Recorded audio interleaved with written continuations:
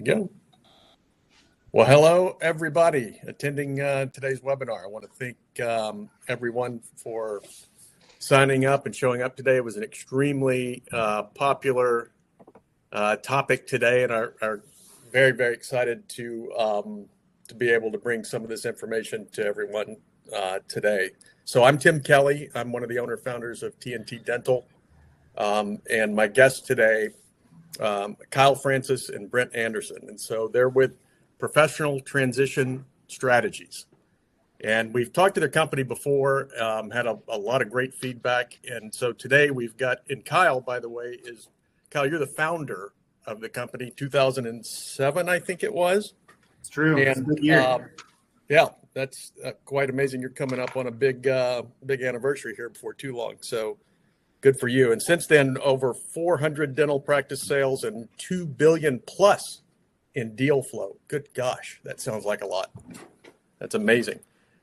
You've also consulted for practices and medical device companies, 100 plus startups you've been a part of, and you've owned stakes in 30 plus practices. Wow. And invested in multiple DSO concepts. You currently reside in beautiful Colorado Springs. Golly, I'm jealous, especially during the summertime. Good for you. And then Brent also has been part of over 500 transactions. You're a partner at PTS, and 12 years of buying and selling dental practices. And you got experience on both sides of it, right? So 5 years on the buy side and 7 on the sell side. So amazing. And now, wait a minute. You married, kids. Where do you live? Yeah, I live in St. Louis. St. Louis. Yeah, my wife Catherine and 2 beautiful kids, Truman and Flora Kate. So we call St. Louis home. Beautiful baseball town.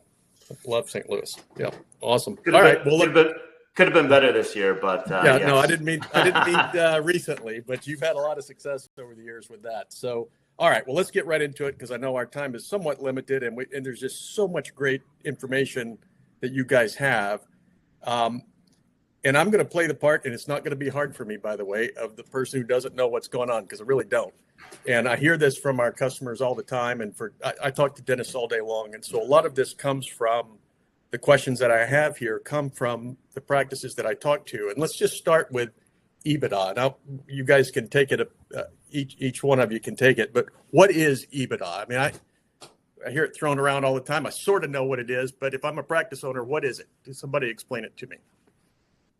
Well, I guess I'll take the first one. Gosh darn it. So the easiest way of thinking about it is this. So EBITDA is a finance term. It's just a fancy way of talking about net cash flow.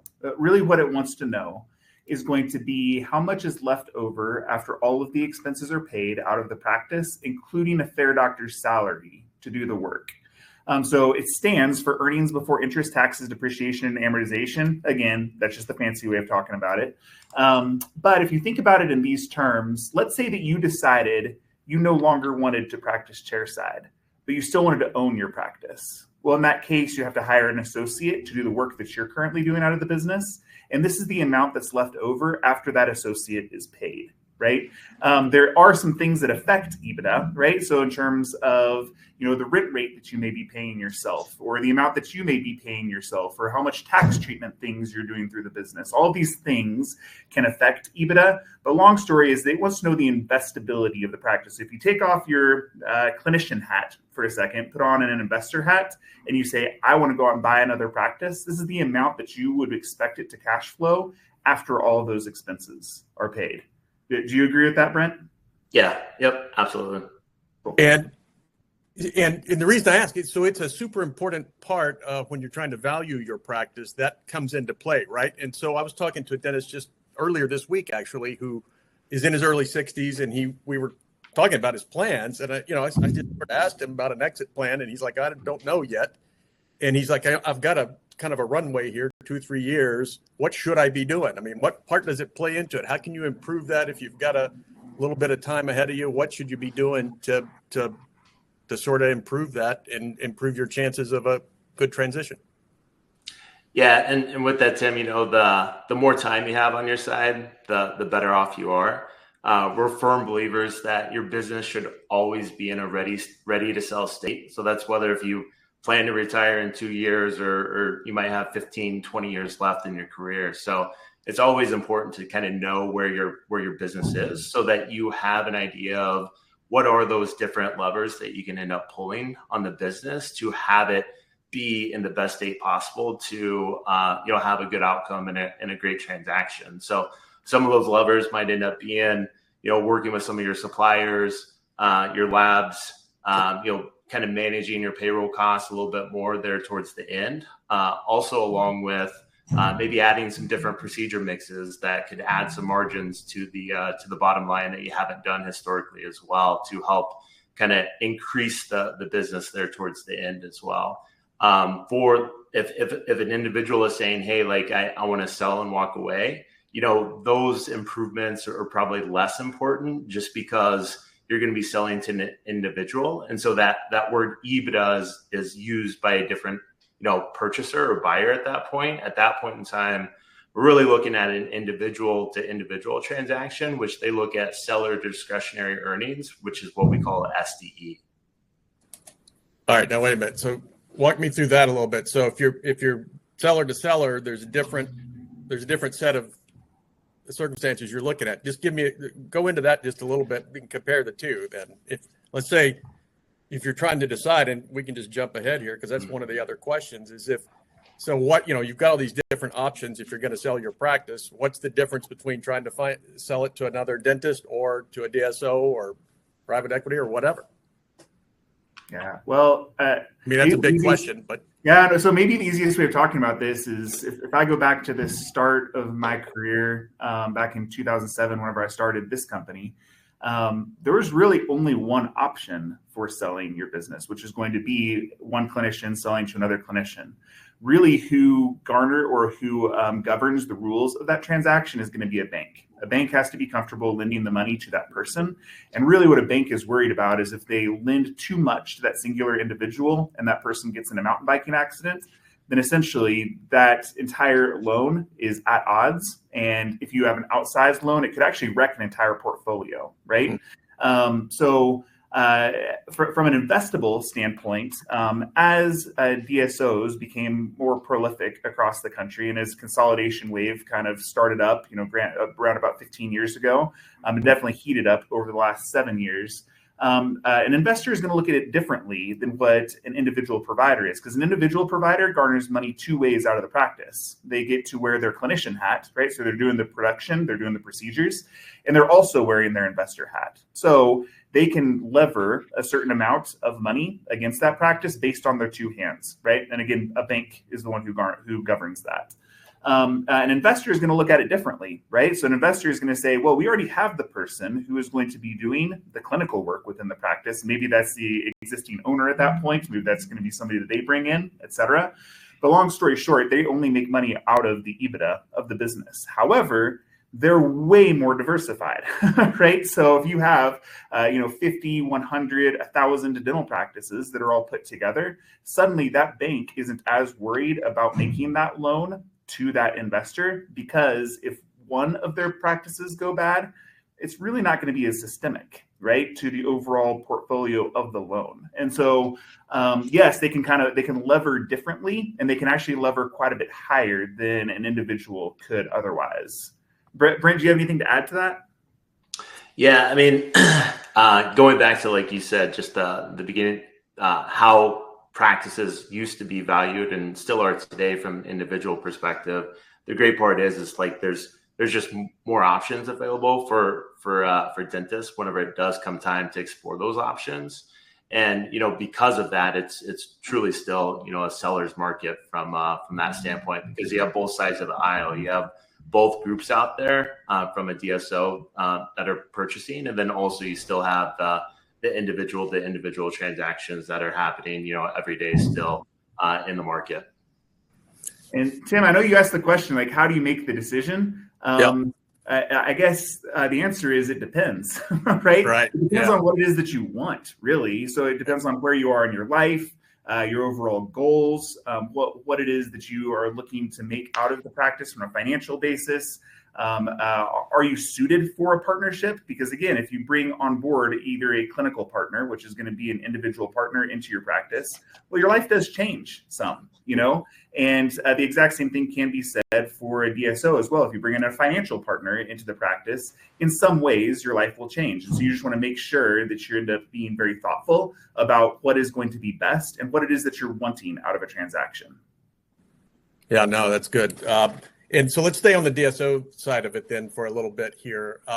Would you guys agree? Because it's our sense here that the Heartland, of course, when you talking about DSOs, you got to talk about Heartland, right? They're the DSO, right? So it seems like they're doing their strategy is pretty much de novo now. But I don't know if that's true or not. Would you guys agree that that's pretty much what you're seeing out there too, from their standpoint? Well, Brent, you're definitely most equipped to answer this. Yeah. So, I mean, Heartland's, growth plan historically has both been de novos, which are just scratch start offices that they build from the ground up, and also acquisitions. And so since the beginning of time, acquisitions was kind of their bread and butter. And then they started blending the two together. And so, there are more and more de novos that are being, built by Heartland. And that's pretty much predominantly because they are predictable, right? So if you have 100 offices out there that you plan on building from the ground up, planned out 12 to 18 months and ahead of time, you can hit those targets pretty more predictable than going out and acquiring offices just from knowing what you're going to end up adding to the portfolio. And remember, Heartland is, let's say if there are 2,000 offices, that's just 2% of the dental offices that are out there. But for them to grow 10% a year, that's 200 offices that they have to add. So they need to have a blend and a balance of both of those. But yes, I would say to answer your question that there are more and more de novos that are being built by Heartland. But that also doesn't mean that Heartland's playbook is the same as, the next DSO or the next DPO that's out there. Everyone has their own thesis on how they want to grow. Some groups that are out there, all they do are acquisitions. They don't do any de novos. They might do a de novo, one or two a year, or maybe one over a 5-year period.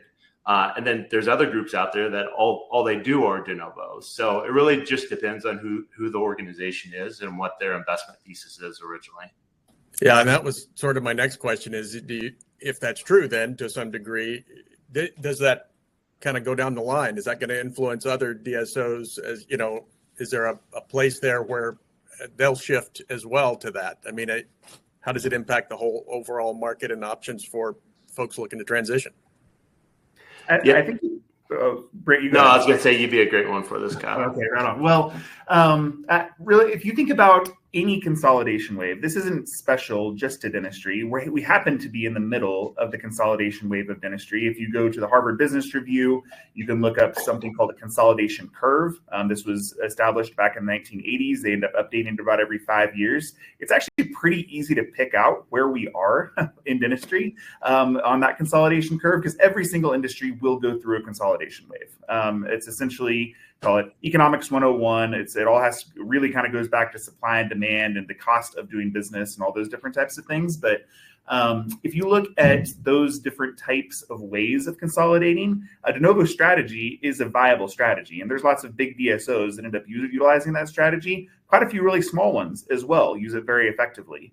However, buying free cash flow is always going to be a big part of a consolidation wave. And the reason being is you can't properly consolidate until the mom and pop stores, especially the really, really high performing ones, have bundled together in different groups. And so, again, maybe my best example is this: is if you look at, Home Depot and Lowe's, right? Their strategy was going to be a de novo strategy, right? So you're going to be putting up these enormous big box stores. However, if you look at Ace Hardware was going to be an acquisitive strategy, right? So they went around and bought up a whole bunch of mom and pop hardware stores as well. So both can work, right? And so, and really, if you look at just about any industry that has gone through a consolidation wave, you can kind of pick out the different types of players and the different ways that they ended up growing. I am not a believer that I think de novo is the way to do it. I think that it is a way, and it's a completely viable way if that's what you'd like to do. All right. Well, then let's talk about the free cash flow then. And so what are the My sense is that how does it work? You figure out your EBITDA and then it's a multiple of that, right? And how is that? What are the multiples you're seeing and what influences that? How can you grow it? Get into that a little bit for us too. If you're a practice owner and you think, I'm making $10 a month, how do I maximize that? Yeah, I'll take this one, Kyle. So, multiples, that's kind of the EBITDAs and multiples or the words, the buzzwords that we hear in the industry, today. And so, I mean, if you take a step back, there's a lot of things that play into what someone's willing to pay you from a quote unquote multiple standpoint. It could be the age of the provider. It could be the type of work that you're doing, the payer mix, where your practice is located, what ability do they have to expand the margins, how much growth opportunity is there. So there's not really a black and white answer as far as, what impacts a multiple, because there's so much that goes into it. But then, of course, that multiple is applied to what that EBITDA is. That multiple ultimately ends up being a little squishy. And we joke around internally saying, hey, it's kind of like bragging rights, right? So you hear your buddy that got an 8 times deal or a 6 times deal or a 7 times deal. It's like my son Truman that's 7. He comes home from school and he says, hey, Jonathan ended up getting $100 for his tooth that he lost. Well, did he lose a tooth? Yes. Did he get paid money for it? Yes. Did he get paid $100? Maybe, maybe not, So it's all about, as a consumer, the information that you're hearing, that you understand and you have the ability to kind of decipher that. And so what's important for us is that you're looking at the enterprise value that you end up getting. So the multiples that we see out there, depending, whether it's GP or specialty, the enterprise value is an important part. And so if we give an example of a business that has $400,000 worth of cash flow, and if you apply a 6 times multiple to that, there's an EV of, let's say, 2.4 at that point in time. Versus if you have a business that has, let's say, $280,000 worth of cash flow or EBITDA, and you apply an 8 times multiple, the EV ends up being 2.2 from an EV standpoint. So the multiple was higher, but the total enterprise value ended up being lower. And that's because obviously the EBITDA comes into play. So, going back to that, the multiples could range anywhere from, let's call it a 5 times up to a 10 times, depending on if it's specialty or if it ends up being GP. But we kind of see a wide range. But we really want to focus in on the enterprise value, not necessarily just the multiple there. And if I can add to that for just a second, it is crazy to me how often I end up hearing people say, hey, I got a 16 times multiple, right? And it's just like, well, you may have if you decrease the EBITDA by so much, right? And so essentially it can become just like Brent was talking about, which is bragging rights more than anything else.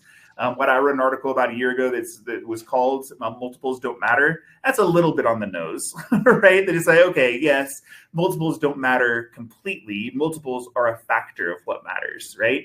And so both sides of the transaction have to be correct. The EBITDA has to be decided upon. And once that EBITDA is decided upon, the attractiveness of all of those different qualitative factors that Brent was talking about, that really is what drives the overall EV of the deal.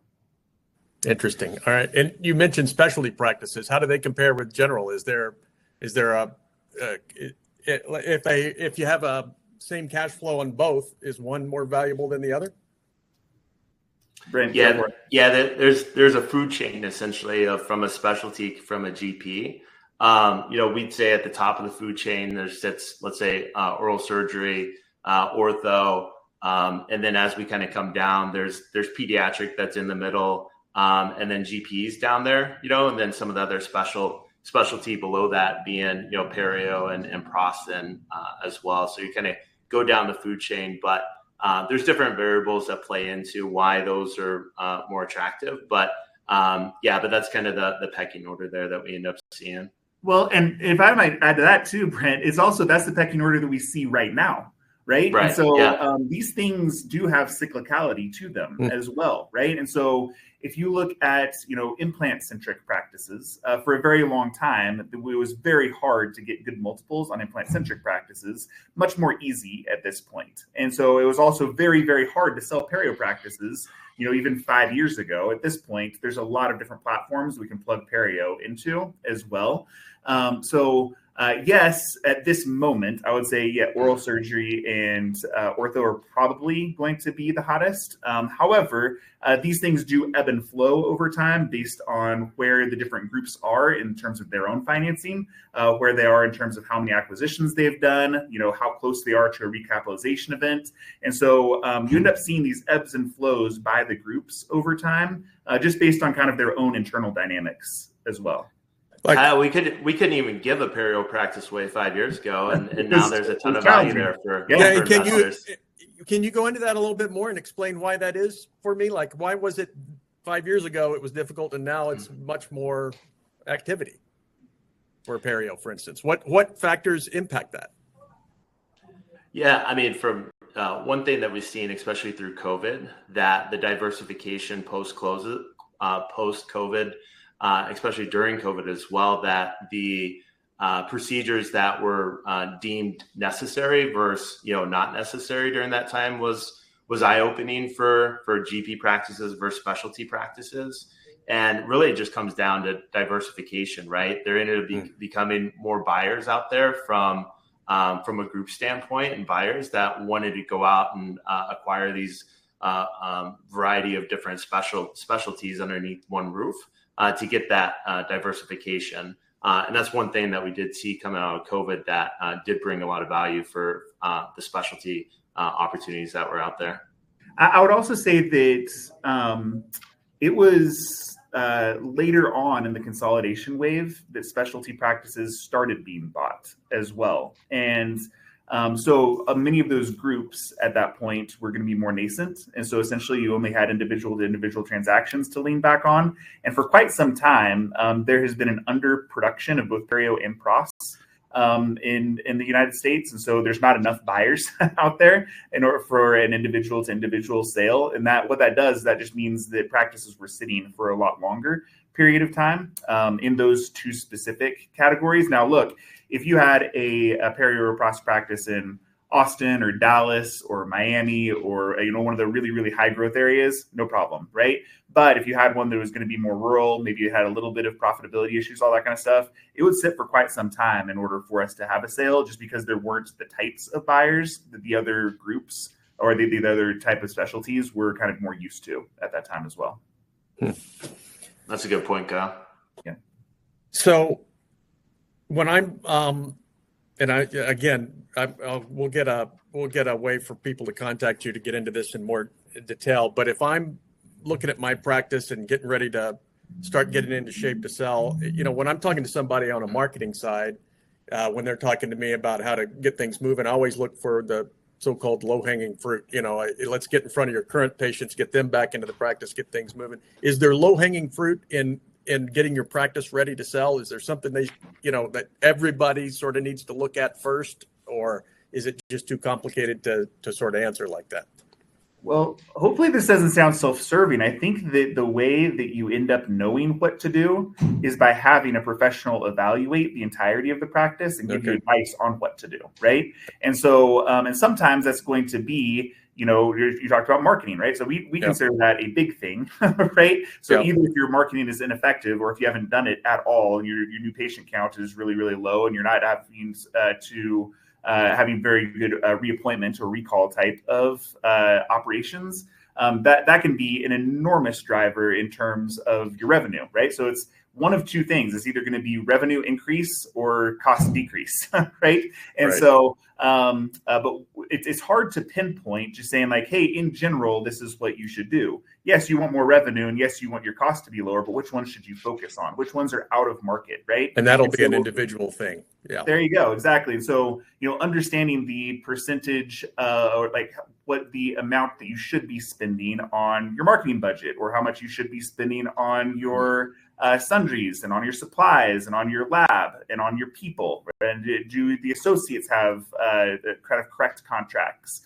Do you end up having additional capacity that you really need to utilize in order to max out your existing facility? There's all sorts of different things to consider there. And I think that the way that you start is beginning by the end in mind. And that's just understanding what you have and then working the plan off of what it is that you have. And along those lines, Kyle and the whole team here at PTS, we do a really good job of, walking them through that. And these are long-term relationships, right? So, I mean, there's a client I'm working with right now that he ran a process 7 years ago and it didn't make sense to do something then, but we're able to kind of guide him along the lines of what are different levers he can pull on to have a good transaction and outcome whenever that time has come. So, even if it's not now that someone wants to do it, you should always, again, we can't reiterate it enough that it's important to be working on your business at all times to have it in that ready to sell state. And to Kyle's point, having that valuation done and having an understanding where your business is today is so important. And honestly, like if you look at that specific practice, because Brent, I know exactly which practice you're talking about. At the point that we originally talked with him, he had a below $2 million in revenue practice, and he was really struggling from a margin perspective, right? Now, part of it was going to be pre-investing because he knew he wanted to grow something big, but we just knew that it wasn't the right time, right? So it's like, well, hey, here are the different things to go back and work on. He was. Uh-oh. I think he's froze there, but to pick up there, just what were the things that he needed to work on? And today, back then he was doing, let's call it 200K in EBITDA. Now he's up to 600,000 in EBITDA. So he's going to have a way better outcome now than if he would have did it, 6 years ago at that point in time. So we're thrilled for him. And there's a ton of those different stories out there with past clients that waited and decided to do it at a later date. Yeah, I like the fact that it's a long-term relationship in some of those cases because there could be plenty to deal with to get it into the shape you need. What if you own your own building? I mean, is that? Do you want to be a landlord? Do you want to sell just the practice, or do you need to sell the building? How does that fit in? And I guess maybe it varies.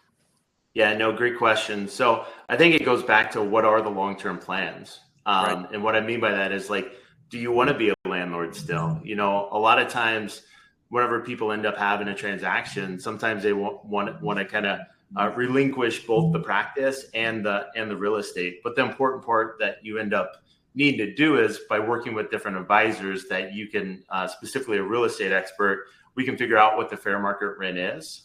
So whether if you do end up selling it or keeping it, that you have fair market rent from an underwriting standpoint, whenever your EBITDA is figured out. But then also if you decide to end up selling the building, the great news is whenever you end up selling to DSO, typically they're looked at as grade A tenants. And so your building ends up being worth a lot more whenever they're on the lease. They're at the beginning of the lease because these outside investors are looking at this at a 10-year investment cycle. And so your building becomes a lot more valuable if you have a big DSO or a DSO that's worth, hundreds of millions of dollars or even $50+ million. And then what you end up doing is you transact it on the early beginning stages of the lease, because then there's that cash flow that an investor can end up, having a good predictable outcome as well. So that's what I'd say about the lease part. Yeah. Kyle, welcome back. Yeah, did you like my question? I don't know. Yeah, we were just talking about whether or not we should sell the building as part of the transaction. So I don't know if you had anything to add on that. Yeah, I couldn't agree with Brent anymore. I think that, look, those types of investors are really savvy as well, whether they're going to be real estate investment trusts or just kind of individual real estate commercial investors, those kind of things. And the way I end up thinking about that, just to kind of maybe give an analogy, is going to be that if you own a mom and pop burger shop, as a for instance, and then right next door is a McDonald's, which piece of real estate is worth more? Well, it's not close, right? It's going to be the more accredited tenant, right? And so if you have a more accredited tenant, your building is going to be worth more as well. That doesn't mean you should sell it. I mean, quite frankly, 80% of the transactions that we end up having with groups and with DSOs, the doctor decides to keep the building and just keep it as mailbox money. That's great as well, right? And so, but you do have that choice at that point as well, and options are always a good thing. Awesome. Yeah, that's good. All right. So are most of these deals, do they include some rollover equity typically? And tell me about that. Is that a normal part of the process too? And if so, what do we need to know about that? And how to represent ourselves on that part of it? Are there things to keep in mind there? Yeah, Kyle, I'll take the first part. You can take the second half of it. So from a rollover equity standpoint, so first off, all equity is not created equal, right? So I think it's important that by partnering with an advisor, you understand what are the risks in the upsides of those different types of equities that you end up looking at it. Equity could be living both at the holding company and at the practice level. Again, pros and cons of where it lives and what type of equity you end up having there in the overall transaction. Again, going back to the different investors that are out there, some companies or DSOs that are out there have 20 offices and some have 2,000 offices like you touched on earlier. And so there are certain inflection points where there's risk that you kind of overcome at those different inflection points along the way. And then Kyle, do you want to touch on just kind of the equity rights and so forth?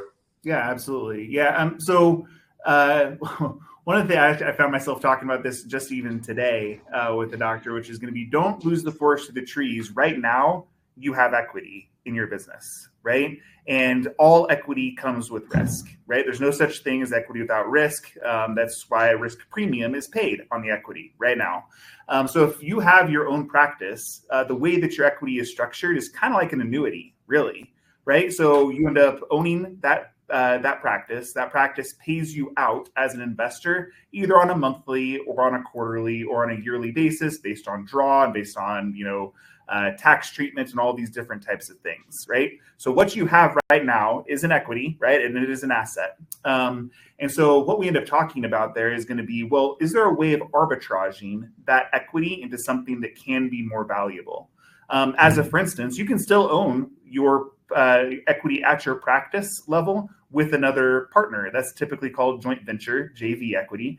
JV equity is lots of times going to be distribution paying.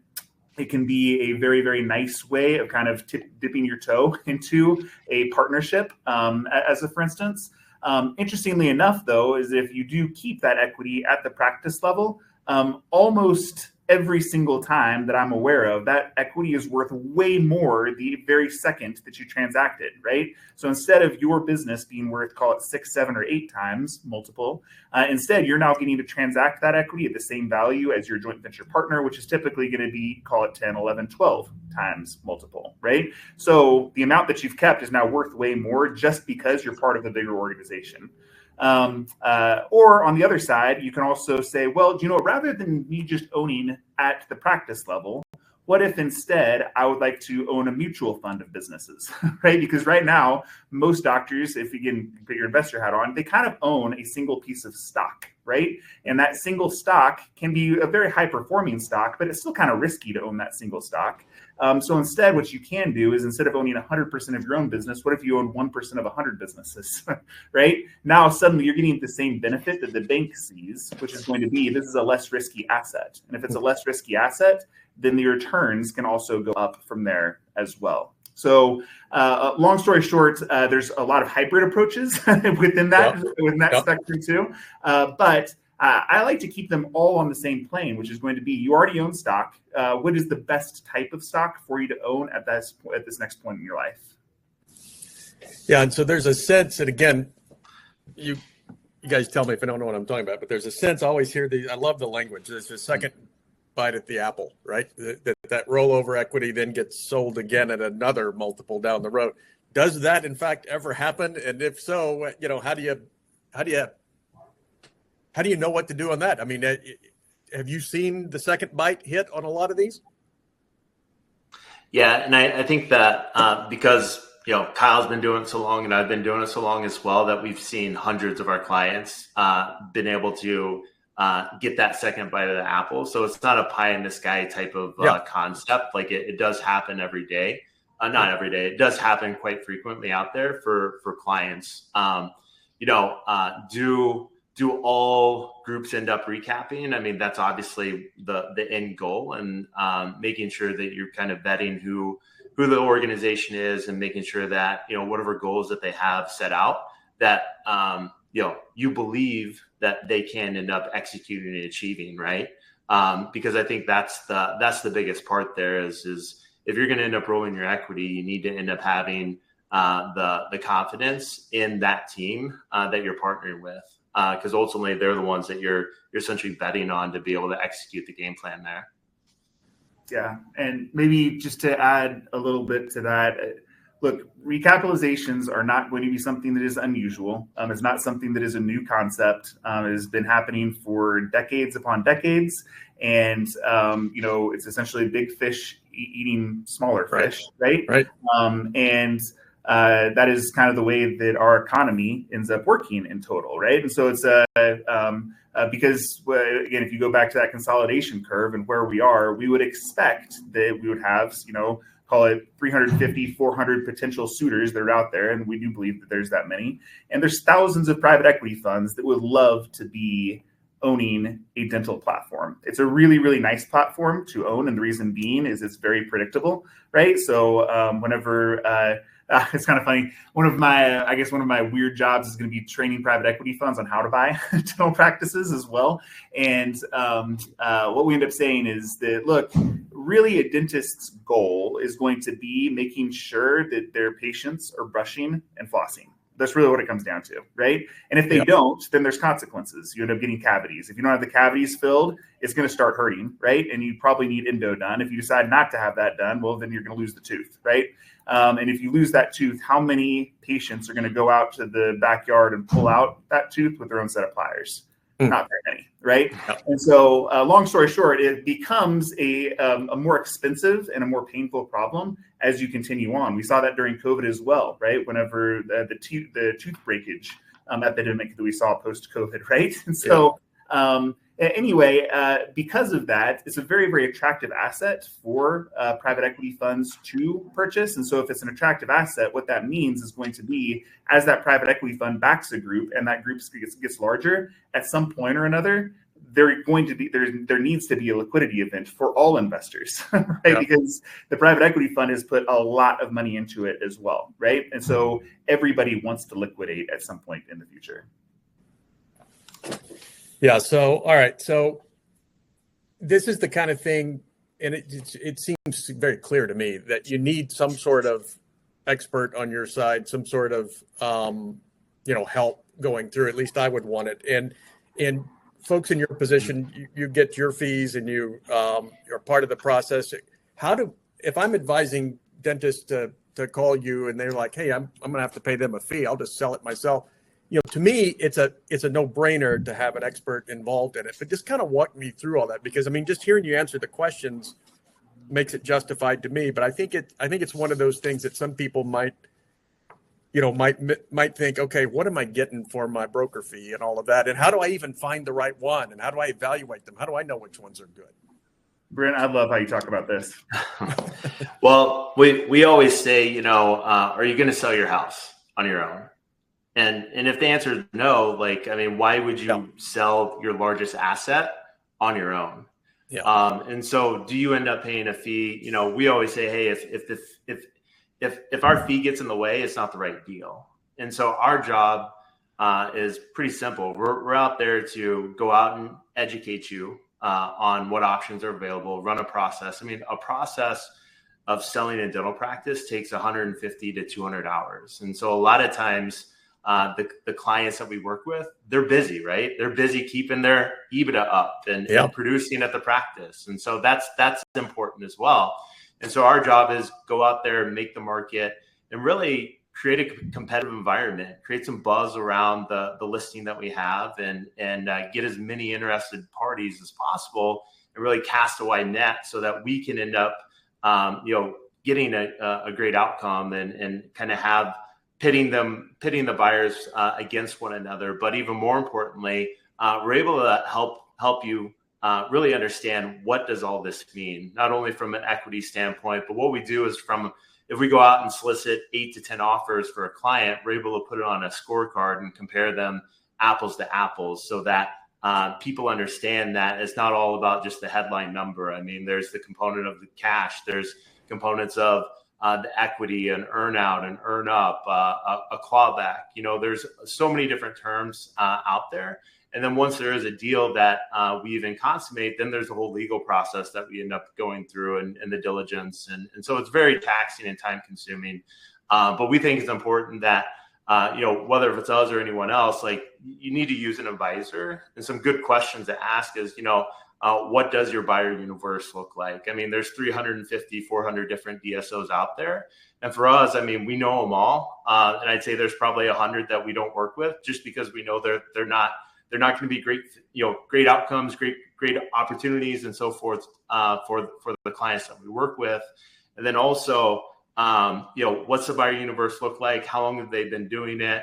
What's the volume of the transactions that they're doing? The other part of it is we do 100 transactions a year. We have so many comps. So if we have one client that gets 10 offers, if you expand that over 100 different deals, like we have a lot of comps of, what should a practice like this be going for from a multiple standpoint. We have past experiences with the different buyers out there as well. Kyle, anything else you want to add there? Yeah, maybe again, early on in my career, it was I ended up speaking to quite a few different dental schools about how to go out and purchase a dental practice. And the advice that I used to give them, because again, I was not a buy-side representative, I only worked for sellers. But the advice that I gave them was going to be, look, if you want to have an in on a deal, go directly to a seller and see if you can't get them to sell you your practice, because you'll get a better deal that way, right? And most likely, if you end up sending out, 500 letters as a buyer, you're going to have your pick on which one you think is going to be right. And by the way, you now have the information asymmetry, right, going for you. So you're going to know which one is going to be the best deal as well. So you might like a different practice a little bit more, but you're getting a heck of a deal on another one. Well, you might as well get the one you're getting a heck of a deal on, right? And so the exact same thing is true with DSOs, right? It is their job and is their duty to their stakeholders to get the best deal that they can, that they think somebody's going to accept, right? It is a completely different thing having an advisor with you, because the advisor has the complete opposite in their best interest, which is going to be, what is the most. No, that was an important point. He's going to leave you hanging. So he was going to finish by saying, what is the most that we can achieve for our clients? Yeah. And so again, we're at different ends of the spectrum with what a buyer is trying to do and what we're trying to achieve for our sellers. And so that gap itself is, these poor doctors all the time get, bombarded by unsolicited offers, all these people doing these outbound. And sometimes, these buyers end up getting their attention and they execute a deal. What I saw on the buy side is these dentists don't get paid what they should whenever it does end up being one-on-one across the table. And so that's why it's important to have representation so that you can really get paid what market is for your practice and well above market in some cases as well. Yeah, it seems like a no-brainer to me. And I have a question here that came through. I don't know if you guys saw it. Is there a market to sell profitable Medicaid dental practice? Anybody want to take that one? Yeah, well, as long as I don't get kicked off again. I'm not doing it, Kyle. I think Tim's doing it on purpose. No, He's hitting the. I'm not judging your answers in any way. This is just the internet doing its thing. Yeah, no, there definitely is. There's a viable market for Medicaid practices, just like there's a viable market for all of their subspecialty practices as well. It all kind of comes down to the investor and the investment thesis. So yes, you're definitely able to monetize a Medicaid practice. Really what you're doing is you're just limiting the total amount of buyers, because there's many buyers out there that say we can't invest in Medicaid because of our investment thesis. It just doesn't work for them. But that doesn't mean there's not quite a few out there that will do a deal, especially the more into pedo and ortho that you end up going as well. There's quite a few buyers in there, but even a GP practice, we've had a lot of good success selling Medicaid practices too. And I want to put this out there while I'm thinking about it. Can you see there? I've put your link, but it doesn't look right, does it? That's a heck of a link. Let's try it again, because I want to make sure everybody can get to you guys. You might want to try dropping it in too. It just went straight to code on me. I'll look it up real quick and I can plug it out. I've got it here. It looks pretty on my thing, and when I drop it in there, it doesn't look so pretty anymore. There it is. But broadcast to the room. There we go. That Calendly link there will get to you guys, right? That gets to you, Brent.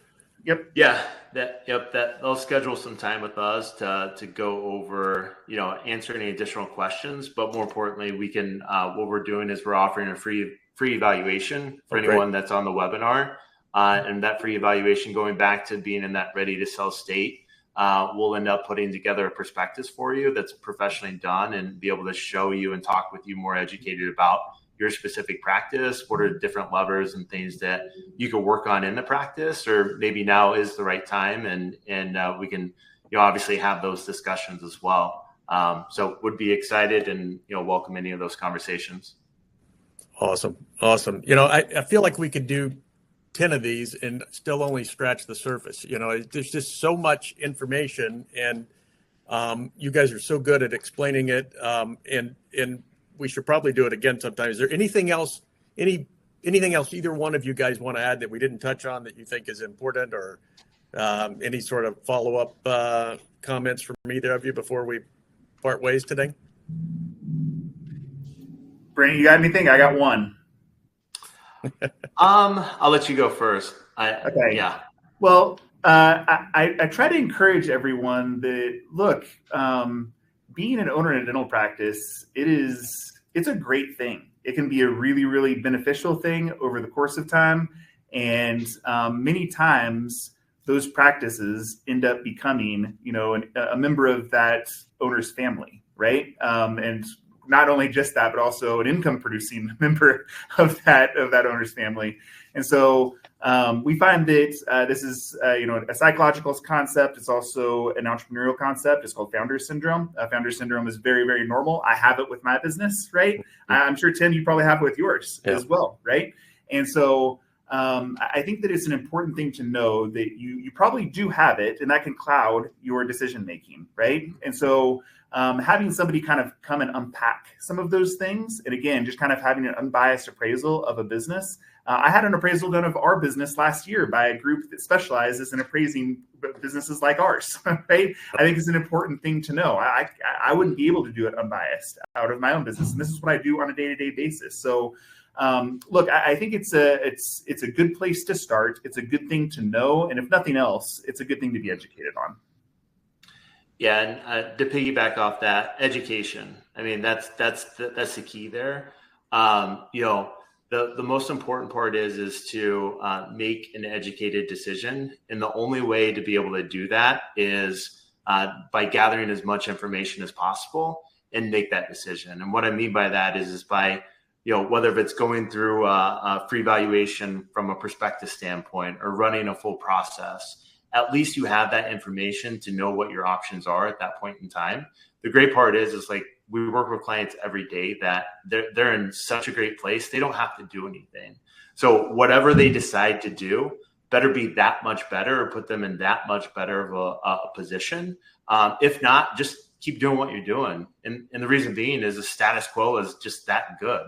And so that's the thing we would probably stress the most is just, be educated on what options are available for you, even if that is status quo.